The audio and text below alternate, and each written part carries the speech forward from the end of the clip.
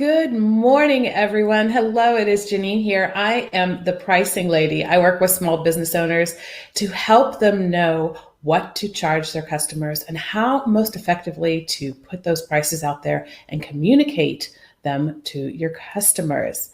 I'm really excited to be here today. And as those of you who join in, welcome to the show. I have today for you something very special that I'm trying out, and that is a live Q&A session. So if you're watching, go ahead and put your questions in the comments below. If you're watching the replay, you can also put comments below. Just be sure to tag me, and I'll go in there and try and answer your questions in the comments section later. So welcome and thank you for joining. Let's go ahead and get started right away. If at any time you have questions, again, I'll repeat, just put them in the comments section below, and I will try to address your questions over the next 20 minutes. Now, a few of you wrote in questions and sent them to me in advance. So why don't we go ahead and start there? So the first question says, "Hi, Janine, I'm just starting out my business and I want to gain business." So this person is new in the market, right? "And my plan is to offer lower prices and then raise them later. How should I go about doing that?"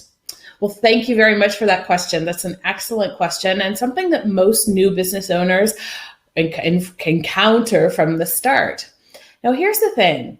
This is one pricing strategy that you can use. You go in with low prices and then later on you raise them over time. However, we know that sometimes customers can be really sensitive to prices that change. Doesn't mean you can't change them. It just means you need to think about up front how you're going to go about doing that. What I recommend for many people is that if they plan on actually increasing prices later on, if that's part of their initial plan, that they do it in this way. They actually communicate the higher price up front to people. And then for their first, say, 5 customers or 10 customers, they say, for this specific period of time, for the next week or this month, I'm going to offer to the first 5 or 10 people this price instead of this price. So why do you want to do that? Well, people always want to have a reference for what they're paying for. If you don't tell them what the actual price is of what you're offering, then they don't know what the actual value is. So the first thing that they don't know is they don't know that they're getting a deal from you. You always, when you're giving a special price, you always want to make sure that the customer knows what the real price is. That way they understand what the actual value of what you're offering is. And this is regardless of whether it's a product or a service. The second thing that this does is it primes them so that when they go back next time and they see the higher price, they're not surprised that the price has gone up. Actually, they know that the first time they got a deal and this time they're going to have to pay more. So you're actually setting the expectation from the start about what the real price is, which makes it easier for them to digest later. Now, this strategy can't necessarily be used in all types of industries and businesses. So you have to think about, is this the right thing for me to do and why you're doing it? If you're doing it simply because you're scared to be overpriced, then maybe that's the right strategy and maybe it's not. If you're doing it tactically, like I said at the beginning, you're going in with lower prices with a clear intention and you're doing it in a time constrained and the number of clients constrained way, then it's more tactical and it may actually bring you the results that you're looking for. So you always have to think about what's the intention behind it and why am I doing this? If you're doing it because you feel you're not qualified, then you may have another issue there, because actually what comes into play is your mindset. I know that wasn't the question, but I wanted to make sure that I brought that up. If it's simply because you're scared that you're too expensive, then you need to do one more research. You need to talk to your target customers and also think about, is your mindset playing in on your decision making here? And is that what's best for you and the customer? So thank you very much for that first question.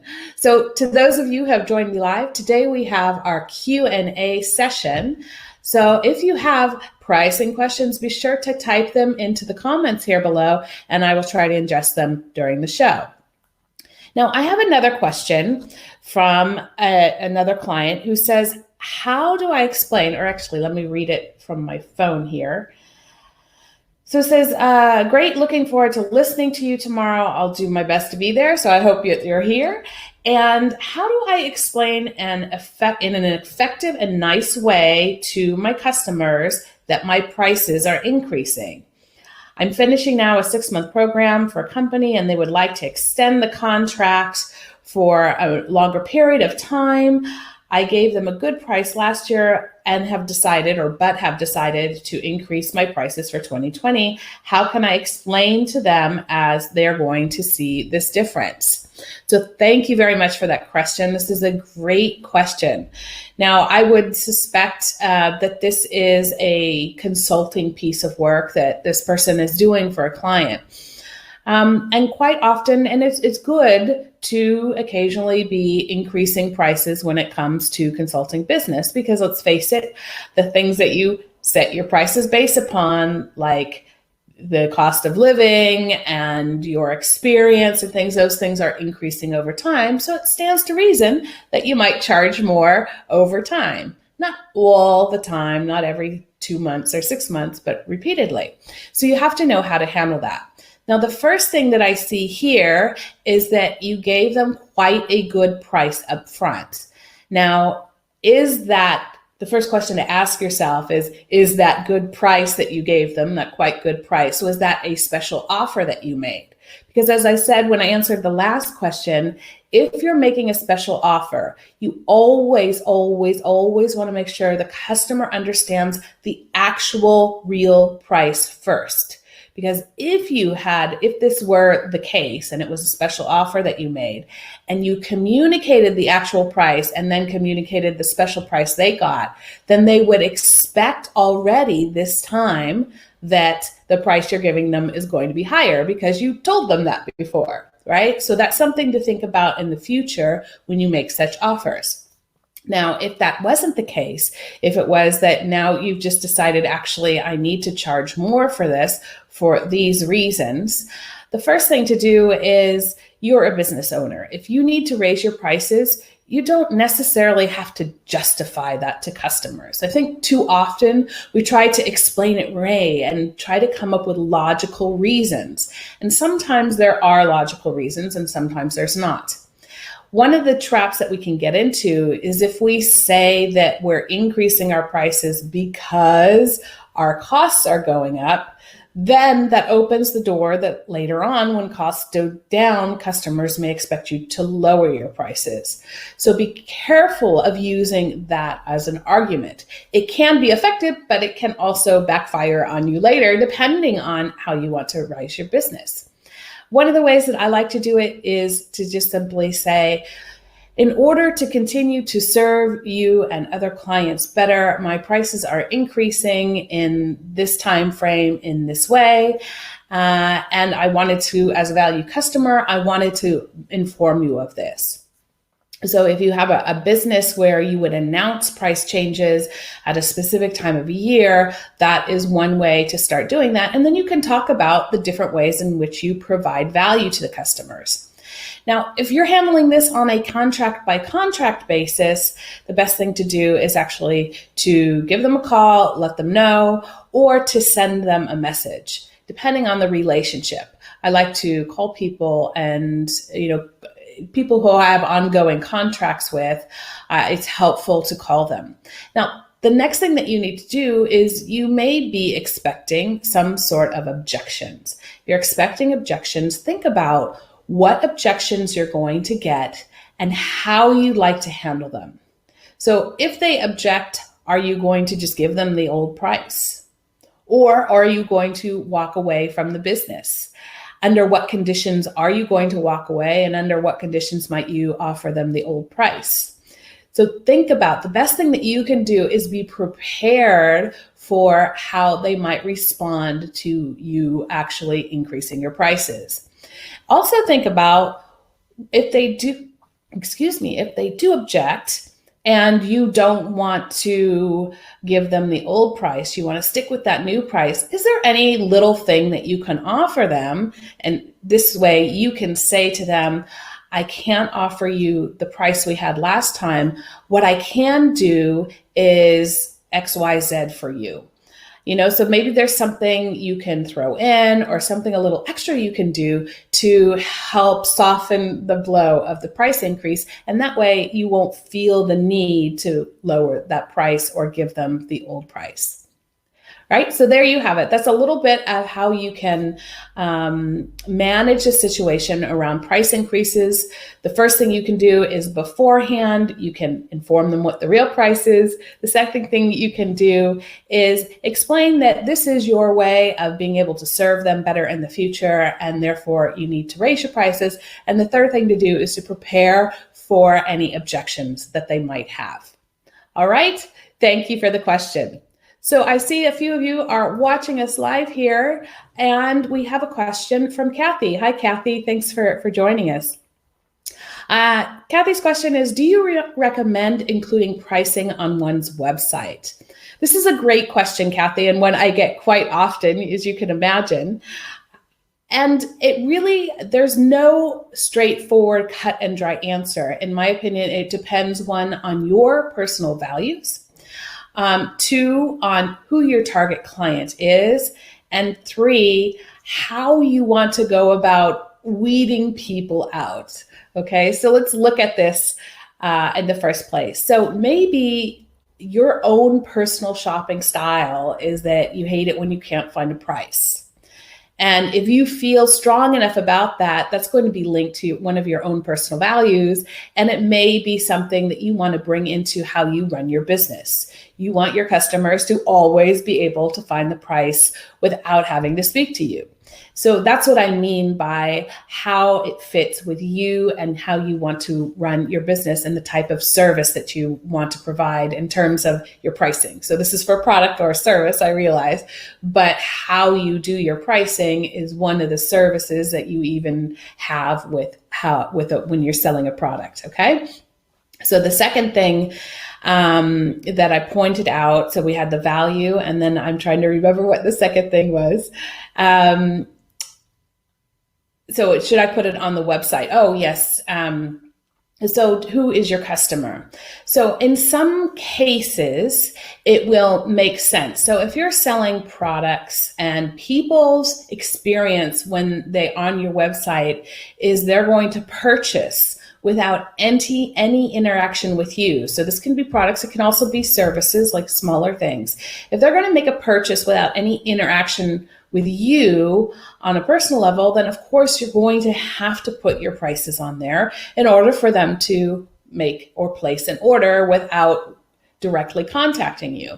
So depending on the type of business or the type of customers that you have, that can also influence whether or not you put prices on a website.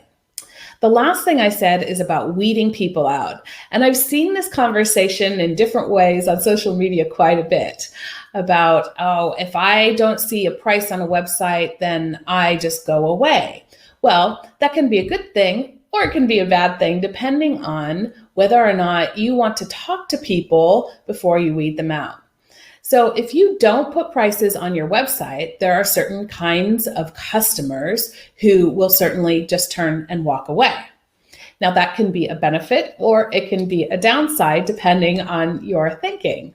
Now, if you put prices on your website, you will also weed out people. You'll weed out people who think it's too expensive, and you'll weed out people who think, ooh, this might be too good to be true. Maybe the quality isn't there. I think the first problem people telling themselves is too expensive up front is probably the bigger of those two groups, but that's something else to keep in mind. So you can use this to weed people out.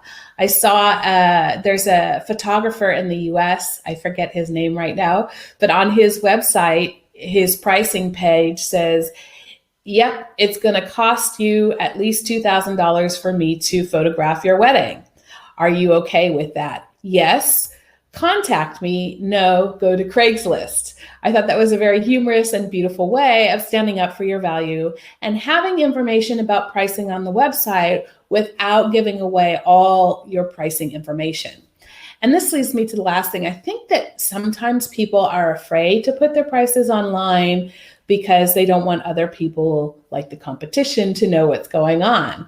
In most cases, that's not going to be a real big problem, because the prices are out there and, well, no, let me put that differently. I would think in most of the industries that micro entrepreneurs are working in, that is the least of your challenges, whether or not the competition knows. And especially when it comes to services, prices will range from 0 to really, really, really high. I mean, you look at coaching, you have people giving it away for free, and then you have people charging $100,000 a day or more for those services. So you see everything. If your industry is something that ranges in prices like that, then having your prices on the page is not necessarily going to hurt or help you one way or the other. In conclusion on that question, I think that the best thing that you can do is decide, what experience do you want your customers to have, okay? And how is that aligned with my values? So if you want people to be able to find the price right away and you want to weed out anyone who isn't willing to pay that much upfront, then put those prices on there. If you want them to be able to complete the transaction without you, then you need to put that on there. So thank you very much for that question, Kathy. And let's move on to the next question. Of course, for those of you watching live, if you have questions, go ahead and put them here in the chat, in the comments. Okay, next question. How should I price my online course? Okay, this is a fantastic question. It was sent to me via email. And that's a very good and a very broad question. Now, online courses, as you can see, depending on the platform and the type of course, prices can vary greatly. I know you're tired of me maybe saying that, but it is the truth. Prices will vary greatly for online courses. Some of the course platforms that do, say, lots of high volume, short courses, like Coursera or Udemy kind of thing, they tend to have lower prices, but not always. And then people who have, use their own platforms, they tend to have more high price courses. And how can you think about pricing your course? So one of the things that I like to do is, first of all, think about, how am I using this particular course? Because you can use courses in different ways. Am I using this course in order to tease people into other programs, or is this my signature offer? Right?